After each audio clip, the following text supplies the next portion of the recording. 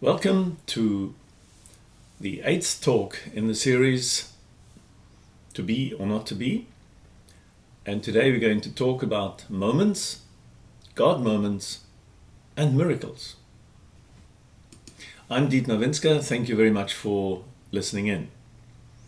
Now let me start off right away and say, life is a story. Life is a story. Life is not a problem to be solved. Life comes to you as a stream of moments, and you enter the day not knowing what will actually happen today. You take the journey as it comes. You get some curved balls, you get some straight balls. The sun might be shining, it is raining, you might lose your job, you fall in love, whatever it might be, you achieve a goal, you get fired, you become a parent or a grandparent. You might suffer financial loss, or you experience a situation of great joy. Life unfolds like a drama with lots of characters and events. And that happens daily, maybe hourly. Like a novel with a new chapter every year, every day, without knowing the whole story. And at the rate of hours and minutes filled with stuff that we call life. So I'm going to tell you my story briefly, and it might get intertwined with your story too. But what really counts is the much bigger story. So here's my story. I grew up in Germany. I was born in 1949 in Germany, and on my first couple of years, my parents were not very wealthy. They struggled financially. We had no religious background. I spent a lot of my youth walking through Hanover, which at that time was about 600,000 inhabitants, walking almost everywhere, although I did take trams and so on. I visited various places there on foot, and I enjoyed that. And I went from primary school to a middle school, as they call it. We were split into Protestants and Catholic sections of the school. I was confirmed, as it was called in the Protestant church, Lutheran church. And when I was confirmed, I got a little saying from John 15, I am the vine and you're the branches. And that's about as much as my religious experience went. Here between 1963 and 64, I had to repeat grade 8. And my teacher told me I had no potential whatsoever. And on the 16th of November 1964, my parents decided to immigrate to South Africa, and we settled in Germiston. So we flew on this, at that time, I think it was 9 or 10 hour flight. And at that time we flew via Lagos. You stopped there for refueling and then went on to Johannesburg, the old Jan Smuts airport. And of course we arrived in South Africa on the 17th of November 1964, and everything changed. Of course, my school career was very tumultuous because I jumped a couple of grades, but I'll give you the details later. I flew on Boeing 707s quite a lot, because I had the courage to ask the question, can I come along? And so on many training flights and so on, I just hopped over the fence that you could do in 1966, 67. And then I went to Stellenbosch, got married, committed to Christ, had a fantastic career. I'll give you all those details. For the last 30 years now, I'm a one-man band entrepreneur.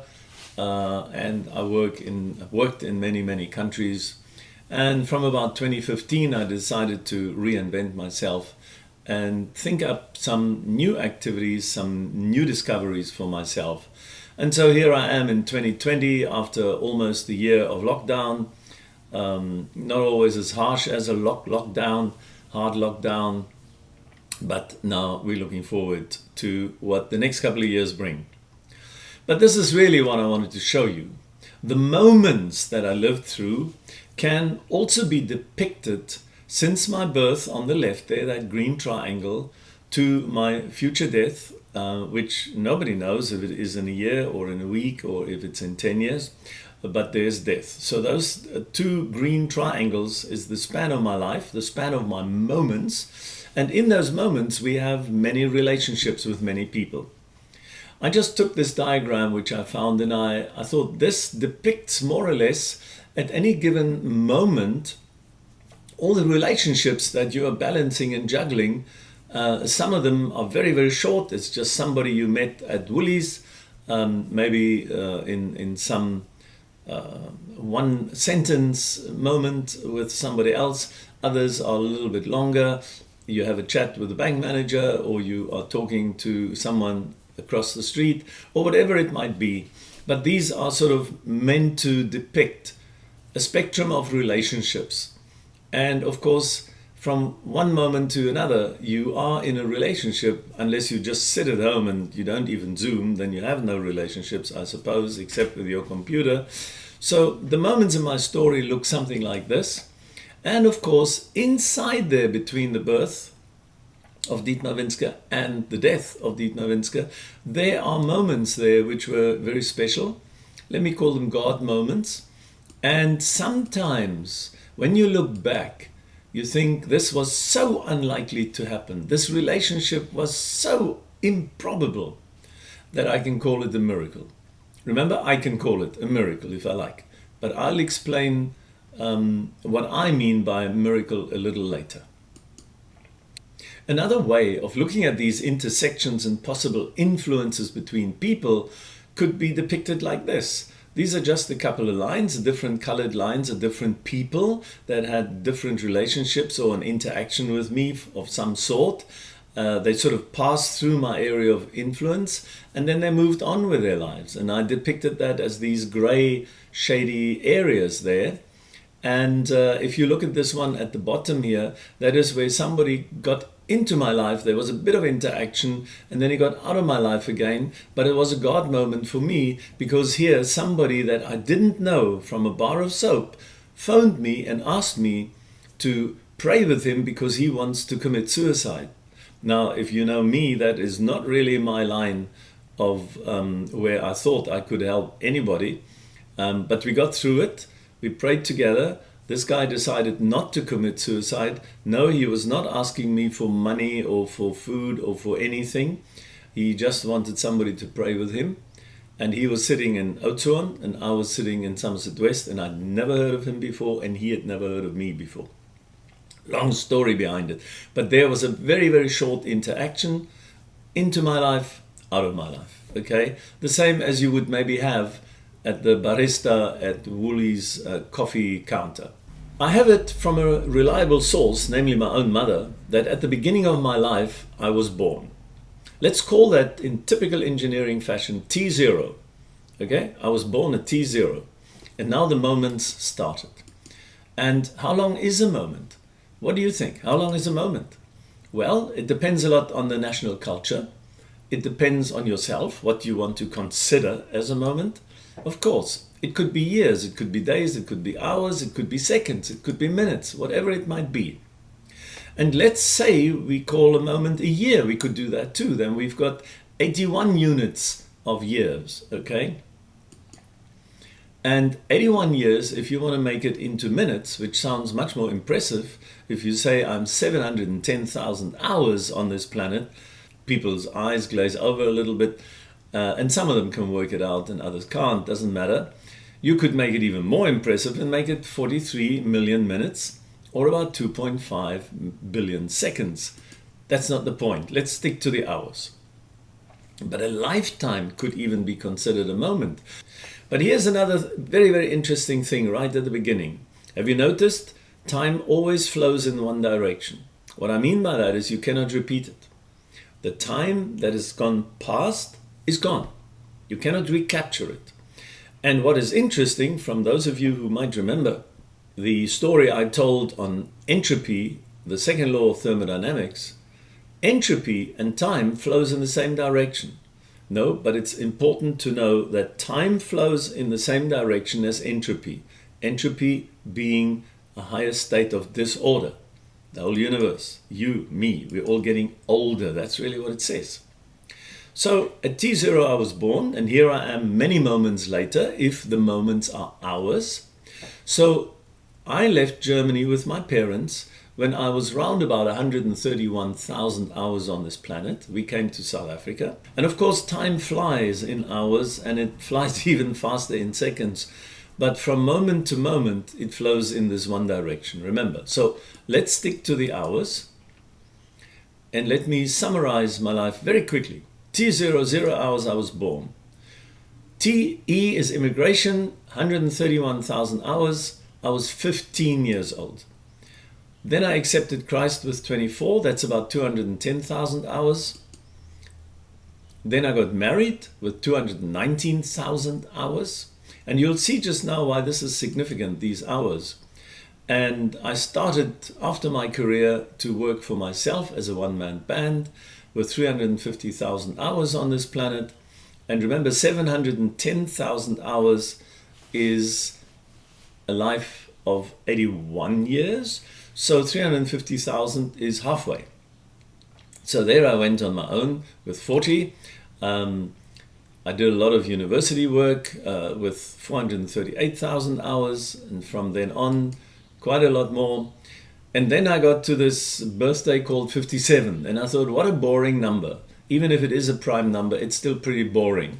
So what can we do? So I translated it to hours, and if I took 57 plus 1 month plus 3 days and include all the leap years, I got to 500,000 hours. And I thought, wow, that is an achievement. 500,000 hours is 500,000 hours, and we had a big party. Wow.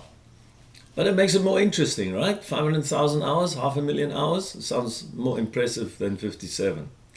So with 590,000 hours at the age of 68, I started to reinvent myself in the sense of what could I do at this age.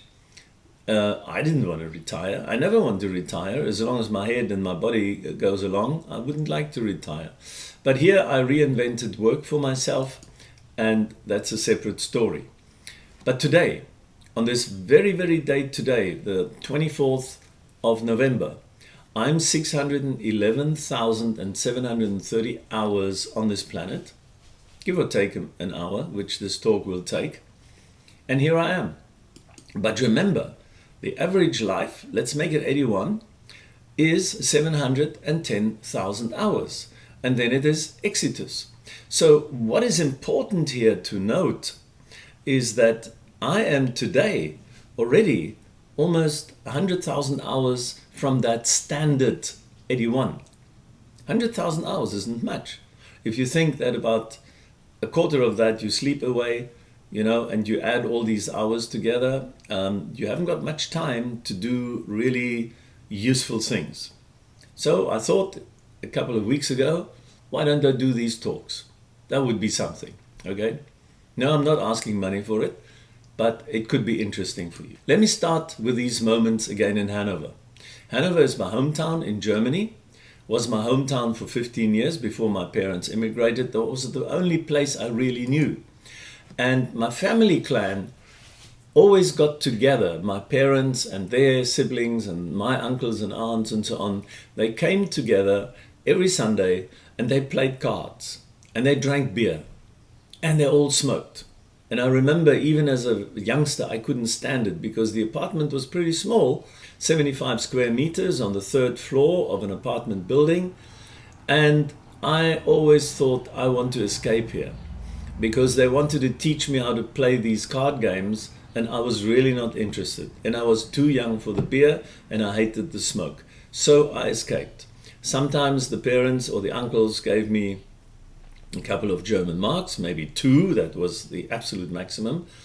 And I I was introvertish, if I can put it like that, because I then just left the flat or the apartment and went on my way. I did almost everything on foot, and I explored my hometown. I explored my hometown to such an extent that even today I know almost every corner of that city. Okay, it's not such a big city. I think there were about 600,000 people living there when I lived there. But the trams and the buses, that was all very well organized. But you know, I was a little picky. I was relatively small compared to other guys of my age.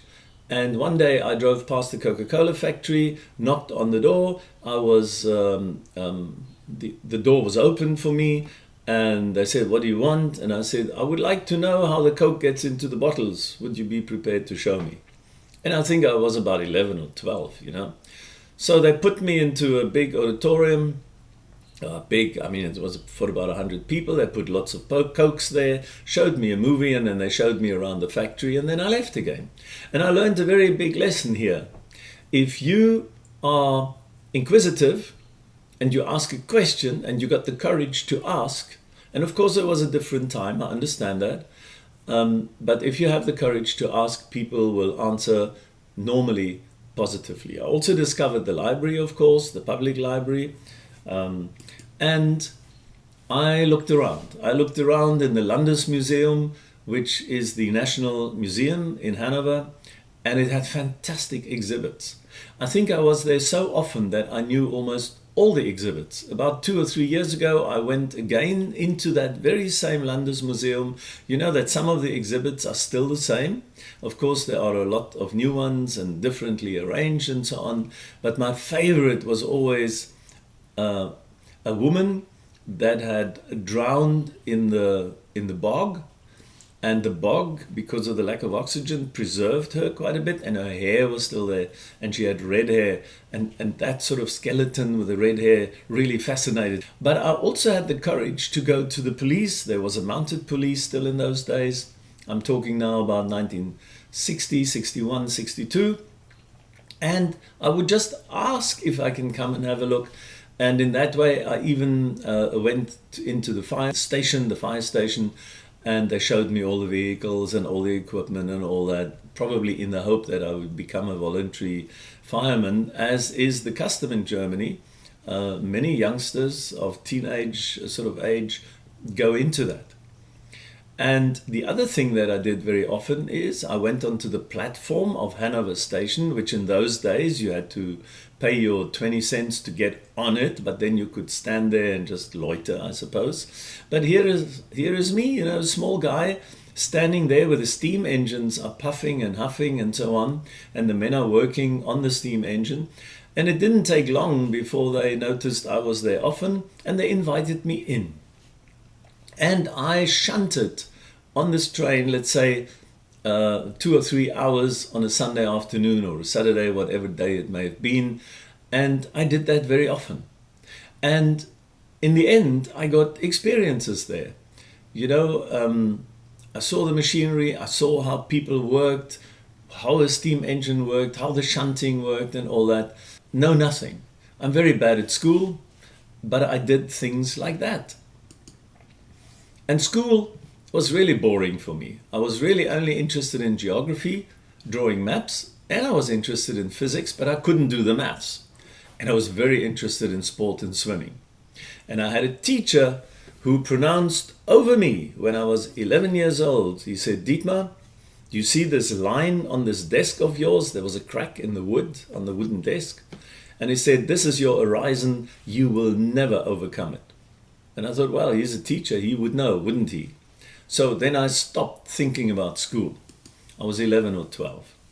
And here is my first, what I now call God moment in a way. I attended the Protestant Lutheran Church, as is the culture. You're either Protestant or Catholic. And the separation in those days was almost as strict as Northern Ireland. I can tell you lots of stories about that. And to be able to be confirmed, as it was called, in the Christian faith, you had to go to church at least 11 times a year. And I had to go to these classes for 2 years. But there was no real exposure to Christ or Christian doctrine or anything like that. We had to learn off by heart these old songs from 1600 and something or other in old German, and we had to learn them off by heart, and of course we had to sing them, but it was pretty boring. So with 131,000 hours on the planet, in other words 15 years, my parents immigrated to South Africa in mid-November 1964, And that changed everything. Because I came from a German school system where we counted in grades right from the beginning. So you had your first school year, your second one, and so on. And I had just failed successfully grade 8 and had to repeat grade 8 after the summer holidays and when we changed years.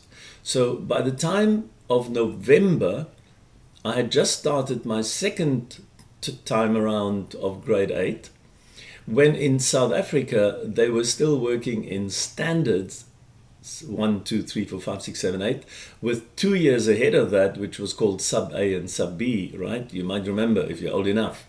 Anyway, the point is they couldn't read my report card. And on the report card, it had the number 8. So they put me into standard 8. I had exactly 2 weeks of standard 8. Then it was big summer holidays. Fantastic. And when I came back, I was in grade 11 or standard 9.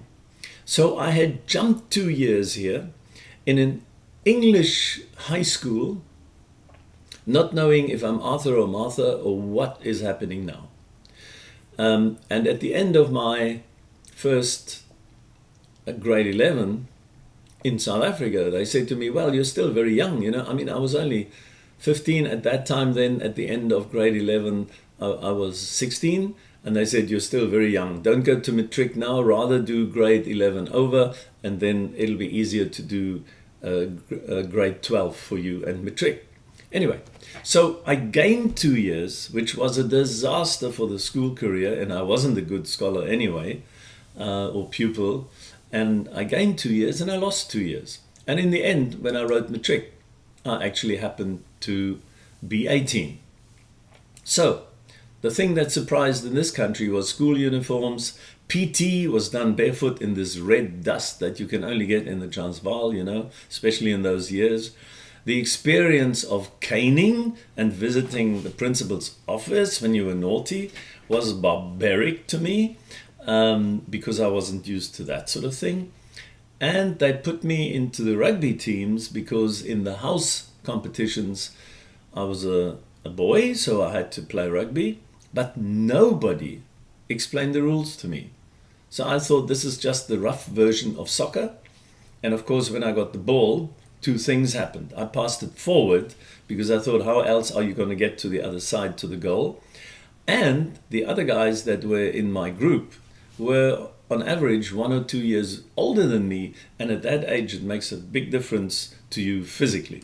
The other thing that happened at that time, and we're slowly getting to these moments that really count, I was exposed to Christian witnessing at school. I found it strange. When on the very first day, they gave me a piece of paper with Psalm 23 and the Lord's Prayer, and I had to learn it off by heart, please, by next Monday, and we had to recite it at Monday assembly. That was the habit in those days, that you had assembly. I don't know if these things still happen actually, but I put it in yellow because it was a Christian experience, a little bit different. So my university exemption matric average symbol was an E, which I thought stood for enough, and I had an F in maths. So I had no real options for study. I wanted to study chemistry or geology or something like that, okay, or astronomy even. What? An F in maths? You got no chance. But remember with the steam trains and the Coca-Cola factory? I went to the airport with a bicycle and I saw Boeing 707 standing there. And when the flight crew came along for a training flight or a test flight, not passengers, test flights and training flights, I simply asked them, is this a test flight? Can I come along, please? And they said, yes, you can. And you can find out the details of that story if you go onto YouTube, Coffee with Dietmar, Boeing 707, and you will hear my whole story there. Okay, I'm not going to repeat it here now. But this aeroplane, I probably flew with that on training flights between 18 and 20 times in the time of 1.5 years, maybe a bit longer. I was at the airport every Saturday. I didn't fly every Saturday, but I was there ready to go for a training flight. Did I ever fly? No, I just flew along. But you know how it wasn't difficult. You just asked, you jumped over the fence, and you were part of the game. I found it difficult to get admission to WITS to do a BSc, as I said already, with that E and that F. And I was already getting a little bit desperate, and especially my dad, what are you going to do? And it was already February. And I met somebody on the pavement who finished school a year earlier than me, and he said, go to the airport. They take anybody. I thought, really? Well, they did. Yes, they took me. And it was a very dirty scheme they had there, because they thought they'd take all the guys who do very poorly at school. They let them sign a 7 years contract, which my dad says, it's okay, you got to work somewhere. What I didn't know yet, of course, is that's how they caught you. They let you sign a 7-year contract. They promise they will train you in something like electrical engineering or something like that, and they would know. I think they selected for you probably failing, and so they took me. Long story. So they sent me to this 4-year course at WITS Technikon. I did a higher technician's diploma in electronics, and I had very good results. Something happened between leaving school and starting a career at the airport. I worked in the control tower on ground-based aviation equipment and radar and things like that, navigation aids, and I enjoyed it. But what I enjoyed the most was the aircraft there. And there were the first people at work who tried to witness to me, Christian witness. I'm telling you these things slowly, how the Lord prepared the way for me, Dietmar Winsker. I'm not talking about anybody else now. I'm just talking about that. Not to focus on me, but that is my story, right? And so I put that little M there. The M means there's a moment. A very specific moment, or moments even in those 4 years, which had a big influence on me. The Cook moment was a guy who worked there, who was caught like me with a 7-year contract. But this guy was unfortunately he was retarded in some other way. But he was a strong Christian. He always walked around with a Bible under his arm. He didn't try and preach to us or something, but you could see he was absorbed by the Bible. And the boss there was a big bully type of person, and he loved humiliating Cookie, as we called him, and he grabbed his Bible, threw it in a bin so that it even lost a couple of the pages. And I thought, well, that's pretty rude. And I thought, well, if there is a God, surely he will now send lightning. Well, it didn't happen that way, right? Cook, that was his surname. But as I said, we called him Cookie. He was, of course, very, very upset. And I think he was crying too. But he took his Bible and he sort of went away. But that made a very big impression on me. I thought it is absolutely disgusting that a boss can do something like that. There was no provocation there whatsoever, the way I remember it. There was none of that. But anyway, it made a big impression. So to keep myself busy, because the airport was, other than the aeroplanes, it was a pretty boring place, I did UNISA, physics and maths. I took flying lessons and was a licensed private pilot continuously for about 47 years. Only stopped about 2 years ago to fly. And then something else happened. When I became a Christian, and I had gone to University of Stellenbosch, and I wanted to study aeronautical engineering, my parents couldn't support me. With an F in maths, you couldn't get a bursary, that's for sure. But there was a merit bursary at the university, and it was at that time where I was interested in God, and I said to God, can you help me here? I mean, this is something very practical. I'm not after the money to live like a wealthy person. I want to study. It's a 5-year course. I need the money. In those days, you needed about 360 Rand to survive a year. That included your books, your lodging, and your course fees. And this bursary was 1,000 Rand. Of course, I had no chance of getting that with an F. But you see, the university watched me, and they saw that I was a very hard worker, and they gave me that bursary for 5 years in a row with no strings attached. And it was 1,000 Rand a year. So if you only need 320 or whatever it was per year, and you get 1,000, that's like Christmas, for you as a student. Now we really start with God's hand on Dietmar Winsker all the time, in my view. Remember, I've got the advantage of hindsight now, and this is the framework and the worldview that I hold. May not be yours, but it's my life, it's my story, right? So I meet my future wife, Susanne. She introduces me to the New Testament because typical Afrikaans, she threw me with the New Testament, and I thought, well, I like this girl, so maybe I should read it. So I did. I read it in 4 days, and I started again thereafter to read it again because it was a most interesting book, a book I never read before, a book like that. The two of us did a lot of church crawling, as I called it. We went from denomination to denomination. And I did a lot of reading, listening to tapes, as it was the custom in those days. I listened to many sermons. I joined home fellowship groups, as they are called today, or Bible studies. And I had my very first God moment when I prayed for that bursary, remember? And there was no chance I could get it. And it was proven because I applied for 5 different bursaries, and the amounts of money were somewhere between 200 and 600 Rand each. No strings attached either. I was scared of that airport experience.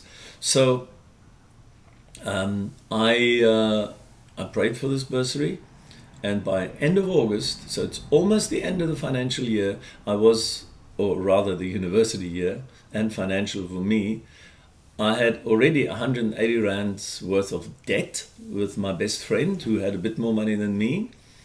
And there I prayed my first real prayers. And I asked God, if you're real, please help me here. I want to continue with this course. I did extremely well already at the university. So the prayers were answered. I was learning more and more about God and the Bible and what it means to be a Christian. I had and I had the conviction now, of course, to also act like one, which is a different thing, right? You can learn anything and you have knowledge about anything, but can you act like one? That's different. So then I had another God moment by making a definite commitment to Christ in the Dutch Reformed Church in Paarl. And we even got married there in 1974, end of 1974. I was second year, got married in the Old Strooidak Kerk to Susanne, this girl I met in the first 2 weeks at Stellenbosch University. I had another God moment, meeting Christ and hearing the most beautiful heavenly singing like you can't believe. I can't believe. I'm not very musical.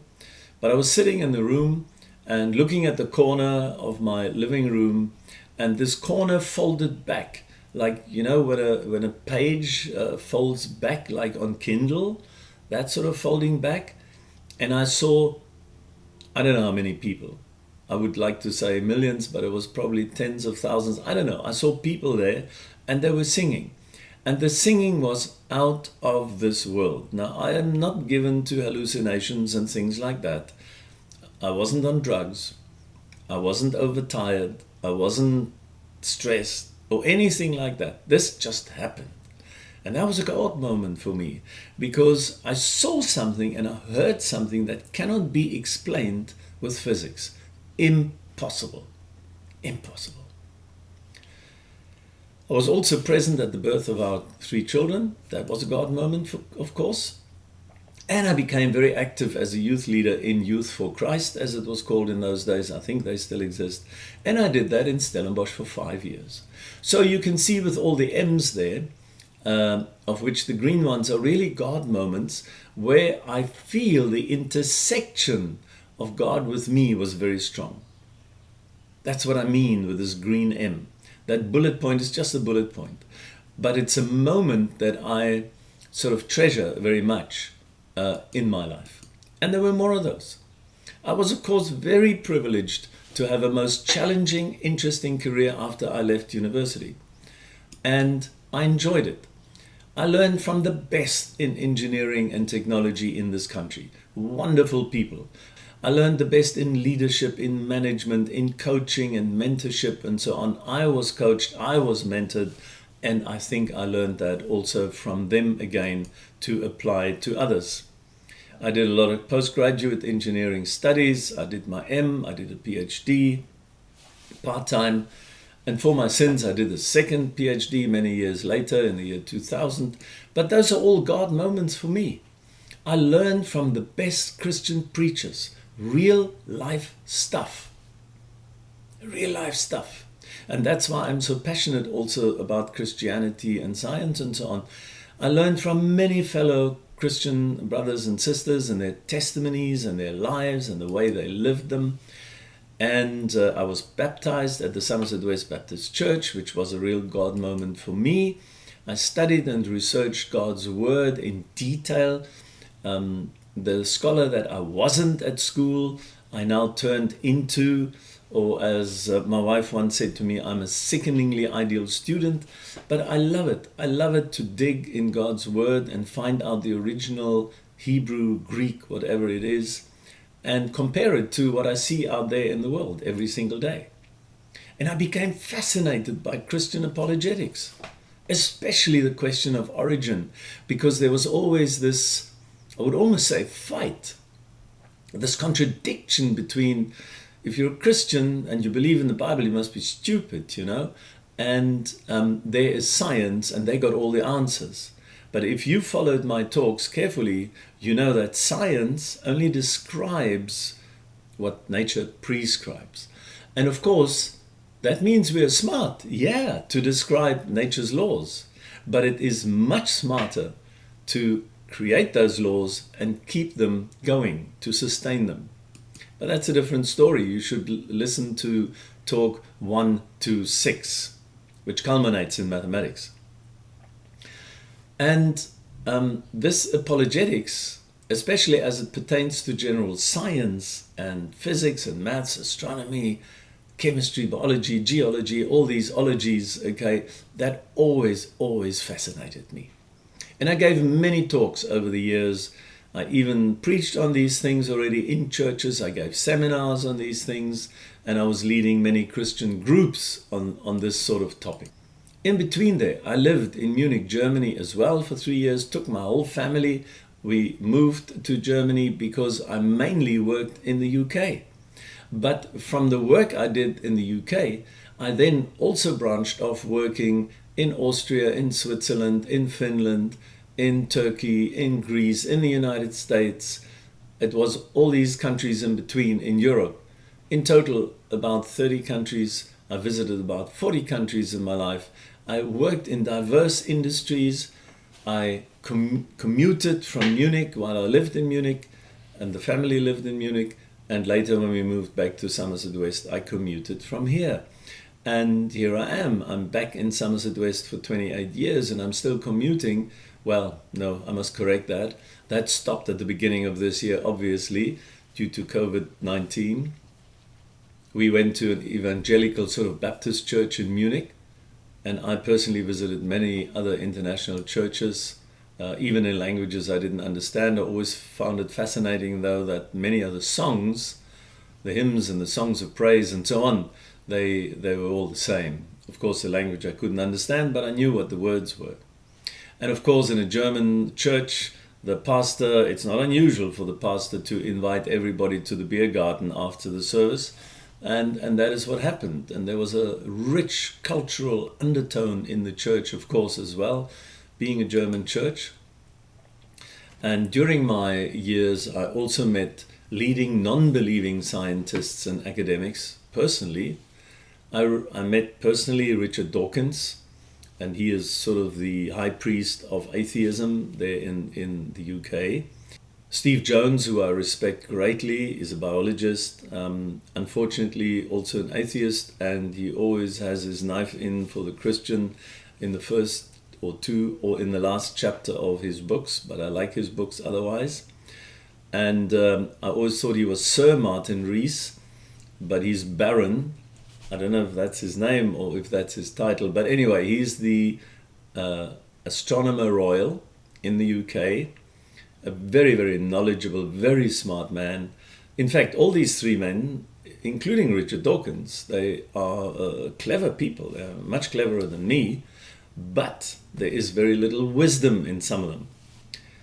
Anyway, I just wanted to say that I met these people and I could calibrate my own sort of worldview also a little bit with people like that. I pursued then further postgraduate studies, and over the years I was involved in 3 universities on a regular basis for 24 years, for 25 years, and for 13 years in Germany as well, on postgraduate teaching programs. Why did I make those M's? Moments of Christian significance for me, because of the intersection of people, events, and happenings that showed me that God is real, that God cares, that God is right there. I didn't do all these clever things. It was God who gave me the ability to do them. So, what really matters to me is my relationship to God through Christ. My wife, Susanne, she's also my best friend. And of course the family clan as well. And there I mean the children, the grandchildren, my siblings, Susanne's siblings, and so on. The bigger family clan. Friends and colleagues, of course, relationships with many people, and I would even include networking in here. Christian fellowship, integrity and authenticity and truth and learning and teaching. Those are things that matter to me. And mentors and coaches and mentoring and coaching as well. And of course, you can do only so much if you're not healthy. You got to be healthy. Somehow you got to, and there we are blessed as well by God. It's not something that I really work on very hard, I must say. Another thing that is very important to me is what's the meaning of what I do and what's the purpose of what I do. And it's not just making money or something, okay? But my big moment is always, or my big realization is that I have joy, I have peace, I am grateful for what I have, who I am, and what I do. I just feel blessed, okay? When you are older, if you're approaching 710,000 hours or, you know, my 610,000 at the moment, then I have a big advantage looking back. And from non-believing to confirmed Protestant took 14 years, to accepting Christ took another 10 years, and I learned a lot. I learned about the role of witnessing to others in a positive, constructive, and caring way, not in winning an argument way. I learned a lot about scripture and teaching and preaching, and my scientific and technical mindset was never really in the way of my Christian faith. The two went together like this. They went together perfectly. It confirmed it actually. And I was continuously, no, let me phrase that differently. I was always surprised by joy. Always. And that's not to say that everything always went smoothly or that I'm always happy, but I always had joy. Even in adversity, you can still experience joy. You may not enjoy the calamity, that's for sure, but you can still have an inner peace and an inner joy while you're going through these challenging times like we do at the moment, all of us. What are the main lessons for me? Time is marching on, as we can see. A, the moments went very quickly. Doesn't matter if you count them in hours or in years. These moments went very quickly. But the moments of the past, if you reflect, and I found that in the preparation of this talk, can be very foundational for the moments of the future. Because I now have a solid, reliable experience base on which I can build and have a very solid, positive outlook for the future. Not because of me, but because I'm in the hands of somebody who had a plan with me from the beginning. So from a Christian perspective, the benefits for me were and are and will be my identity as a Christian, or my identity in Christ, if you like, my life path in hindsight that I now shared with you very, very quickly, and my hope in the future. And that gives me as a person peace and joy and contentment. My circumstances are also a benefit, the privilege of my health, and whatever talents I might have, and the insight that I can gather, and the blessings that I have every single day. God's provisions, His grace, His forgiveness, my hope and optimism, a godly wife, as I said, my life mate and friend as well. And I have wonderful children and talented grandchildren. Of course, they're always, your own grandchildren are the best, always. And that's despite genetic entropy. Imagine. And I was never alone during challenges. It doesn't matter if it was no money and I needed a bursary and I prayed over it and I got it. Somebody who incidentally will just listen to this will say, well done, you were lucky, or this or that. Well, I don't believe there is a thing like luck. There isn't luck. Luck is a stupid word to describe something that you would like to have. Anyway, another story. But I think I was never alone during those challenges. I always had trust and His faithfulness. I trusted in Him and He was faithful. Talking about God, of course. Even during accidents or poor or lousy and good decisions, human and financial loss, when people died, friends and so on, and family. And occasionally, we all have financial woes occasionally, and when you work on your own as a one-man band, when you earn a lot of money for a while, you think you're rich, and then there comes a drought for a while, and you are very poor, and things can go horribly wrong very quickly. But anyway, I had many God-initiated turnarounds. I know they were God-initiated. I know. Because God's hands were on us as a family, and we count ourselves as undeservedly blessed every single moment. I don't care if it's in hours or in years. I used to think, because of my background, that I was learned and that life was a quiz show. You post a question, I see if I can find the answer for you. You got a problem, let me see if I can solve it. Typical engineering thinking, right? You might think. Now I know that I actually know very, very little, but I'm a passionate explorer, always have been. It didn't matter if it was steam trains, or how does the Coke get into the bottle, or if I can fly along on Boeing 707s. I am permanently roaming on God's Discovery Channel. And you know what? I see through a glass darkly, but I continuously polish away with my little bottle of Holy Spirit window lean. And then I can see quite a bit clearer. My life is a moment-by-moment miracle. Talking of which, what is a miracle? What is a miracle? A miracle is an effect or extraordinary event in the physical world that surpasses all known human or natural powers and is ascribed to a supernatural cause because it cannot be explained naturally. Such an effect or event manifesting is considered the work of a supernatural God. I got this from Wikipedia, by the way. A true miracle, by definition, is seen as a non-natural phenomenon, leading many people to dismiss as physically impossible. That is, it requires the violation of established natural laws with their domain where they are valid, or they are just simply impossible, cannot be possible. Then it must be a true miracle. Well, C.S. Lewis, who I respect a lot, a Christian author, convicted atheist before he became a Christian, he addresses the issue of whether miracles are incompatible with natural law or science. He's written a whole book called Miracles. He argues that rather than being mutually exclusive, miracles are definite interventions that go beyond natural laws. And I will also be able to explain that in a moment to you.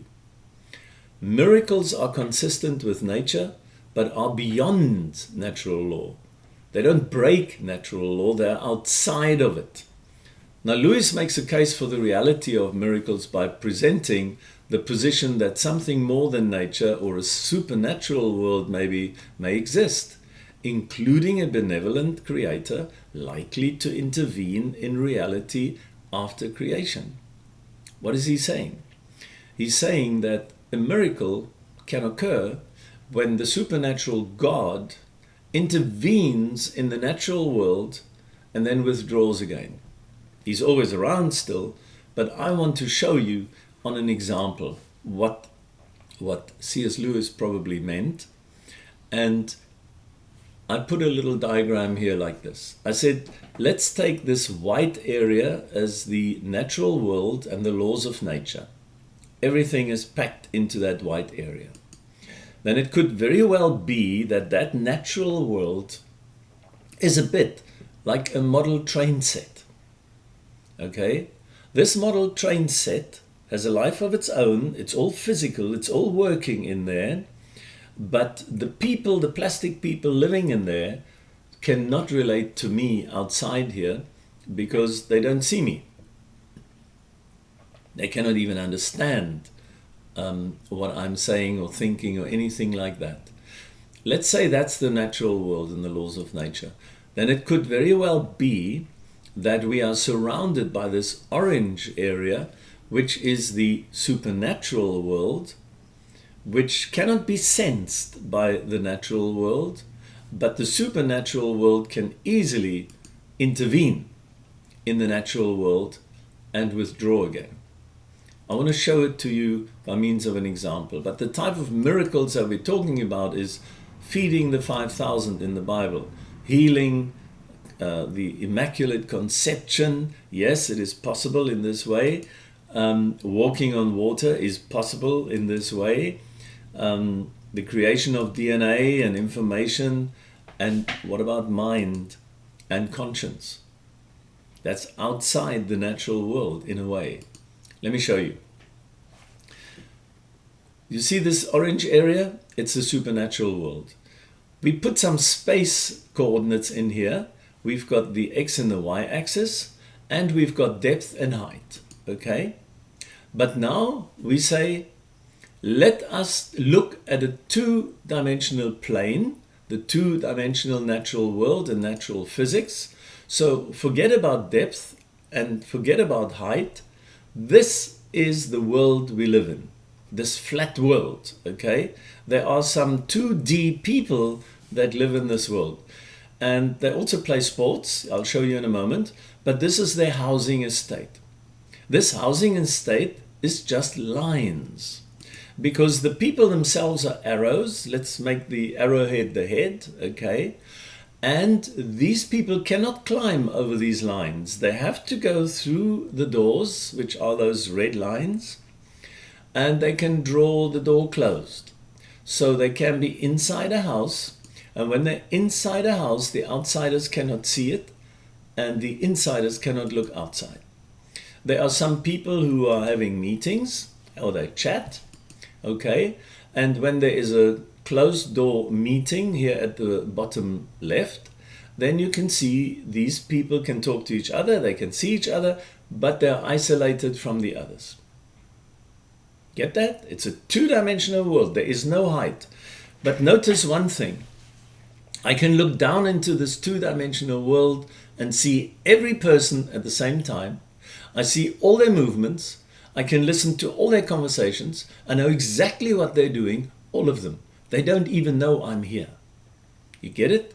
Why is that? I'm in the third dimension. They do not know there is a third dimension. They cannot. I'm the supernatural guy who is out there watching all this. Now, this is a very basic model. It can fall flat in certain aspects, but I'm just trying to show you what a miracle could be in this 2D world. These guys are playing soccer, all right? Team Blue at the moment is on the defensive because Team Red is really giving them a hard time, and this is their ball. The ball is not a ball because they're two-dimensional. Remember, it's like a puck that has no height. That is the ball they're playing with. It's a puck that has no height. All right? So now they are the forwards are chasing the ball. The goalie is already coming out. But if I was a person outside here in 3 dimensions that really wants to create a miracle in the soccer field, what I do is I take it away. I take it away, this puck. It is inexplainable in terms of the natural law of the 2D world that this puck can just disappear. It is not possible. So it's a miracle. If they find that this puck is inside a house, they will accuse that other person of stealing it, although they have no idea how he could have gotten this puck into his hands, because he had to take it outside of the field, had to take it through the lines of the house. Not possible. It didn't happen. So I move it away from there again, and I put it into the area of Team Red. And now there's one Team Blue player who sees this puck and goes for it and scores a goal. Okay? Now, that's all very nice, but it is a miracle. What I wanted to illustrate here is that a miracle isn't such a way out thing.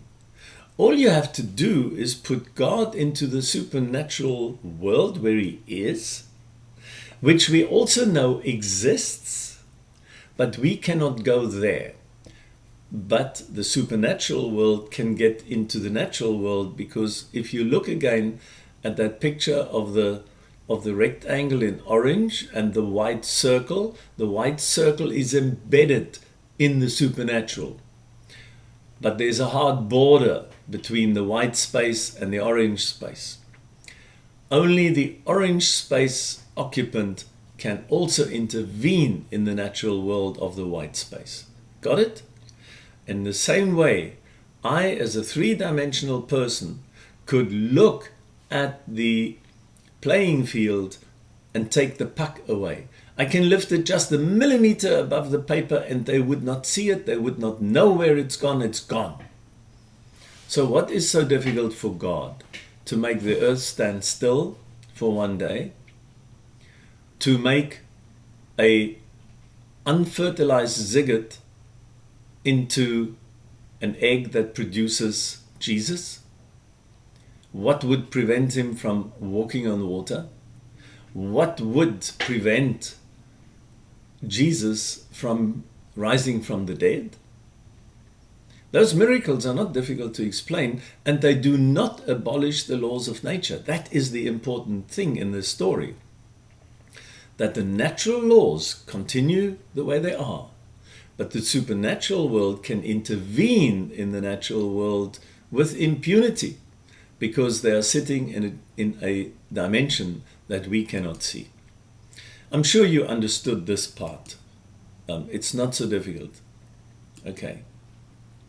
Now, let's get back to the 3D world. There's a soccer ball.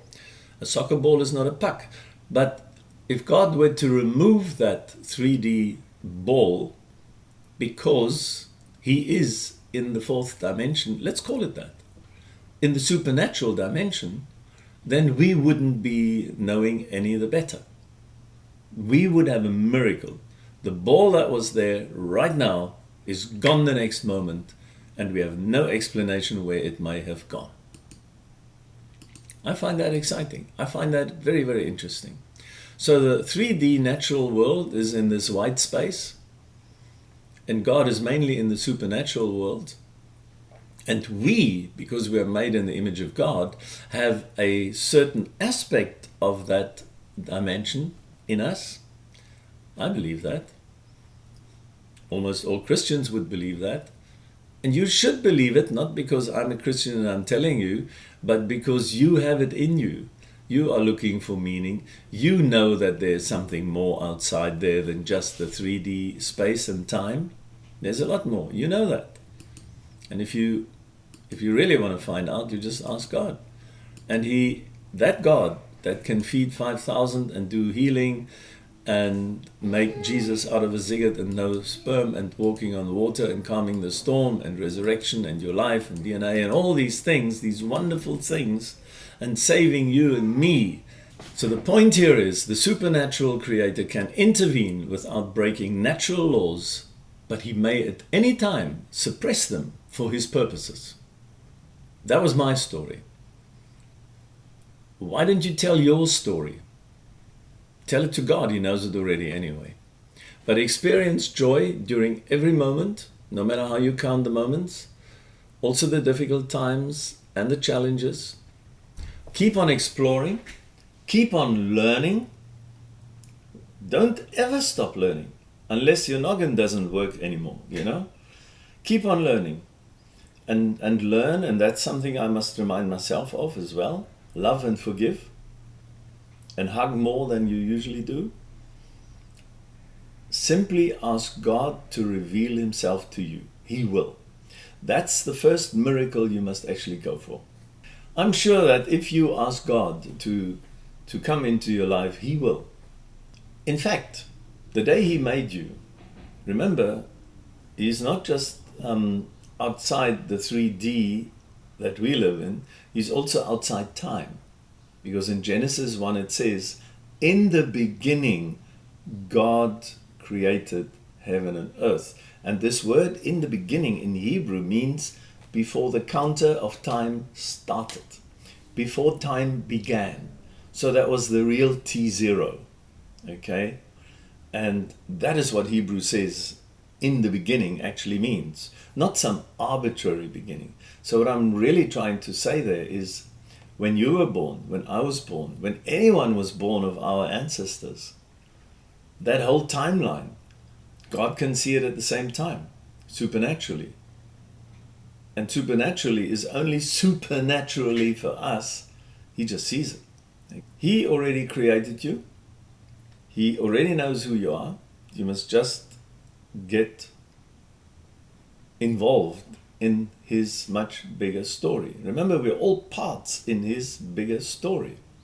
So through creation, through Christ and your conscience, you can find out more about it.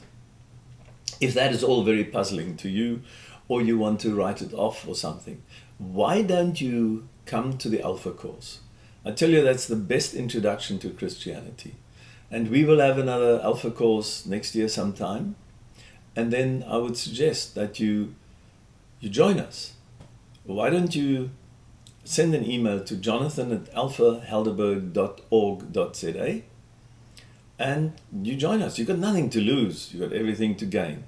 You've got nothing to lose. Nothing to lose. How did I say in the talk on atheism and Christianity? There are only 2 shows in town. And if my option is wrong, I have nothing to lose. If your option, atheism maybe, is wrong, you've got everything to lose. Okay? So think about it. Think about it. This is not an argument. You have to think about it while you still can. Think about it clearly and maybe think about the Alpha course and join it. I want to thank you all, especially those who held out for all 8 talks. Some of these were very long. This one especially as well was also 1 hour and 10 minutes roughly. But it is an important topic.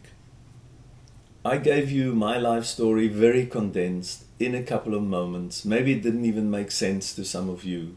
Obviously, it's my story. It's my plot that I had to act out on the stage that God provided.